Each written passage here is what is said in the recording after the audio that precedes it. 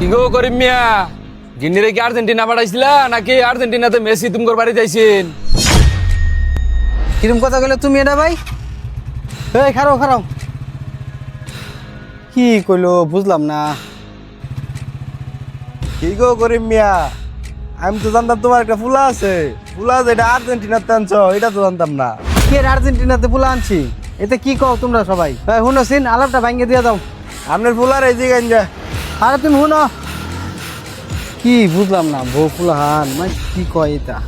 এই করিম মিয়া, আপনার ফুলা এটা কি করছে? আচ্ছা কবছে কি হয়েছে এটা? সবাই জানি কি কইতাছে। আমার ফুলা কি করছে আমি তো কিছুই বুঝতেছি না। তুমি একটু বাঙ্গাই কবছে কি হয়েছে? কি করছে আপনার ফুলা দেখবেন? হ্যাঁ দেখি দেউন তাইলে। ভালোবাসি না মানে? বাপ বাপ বাপ, মেসি আমার আব্বা আব্বা আব্বা। সুপ্রিয় দর্শক, এখানে দেখতে পাচ্ছেন একজন আর্জেন্টিনার সাপোর্টার আছে। আমরা আসেন তার সাথে একটু কথা বলি। ভাই, আপনি আর্জেন্টিনার জার্সি পরে আছেন, ভাই আপনি মেসিকে কতটা ভালোবাসেন? ভালোবাসি না মানে? বাপ বাপ বাপ, মেসি আমার আব্বা আব্বা আব্বা। তাহলে আপনি আপনার বাবার থেকে মেসিকে বেশি ভালোবাসেন? কি এর মেয়ে নিজের আব্বা? মেসি মেসি বাপ বাপ বাপ, আমার আব্বা আবার কাপ নিব। কি এর নিজের বাপ? সবার আগে মেসি আব্বা বাপ বাপ বাপ। 3বার কাপ নিছি, আরেকবার নিমু। আইনের ফুলা যে কাম করছে মানছে তো এটা ওইটা কবই। আপনার বাপ থুইয়া আরেক দেশের আরেক বেটারে যে বাপ বানাই দিছে। কি বুলান জন্ম দিছুন? কোন আসি বুঝলাম। মানুষ কি আর আমার এইটা ওইটা কইতাছে? আমার বোন নামে, আমার ফুতের নামে আমার ফাইয়াল হই। এই দোকানটা একটু দেখিস, আমি আইতাছি। এই খারো, তোরে তো আমি বিরছে যাচ্ছি। এতে কি কইছ মোবাইল?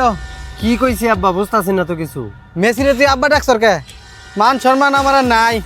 ও, ওটা তো আমি আবেগে ঠেলাই কইছিলাম, এটা তুমি ধরতাছ? এমনি করি শাসটল, তার মধ্যে মানছে কতজনে কত কথা কইতাছে, ফ্যামিলি লইয়া কথা কইতাছে। তুই আমার মান সম্মান তুলি না।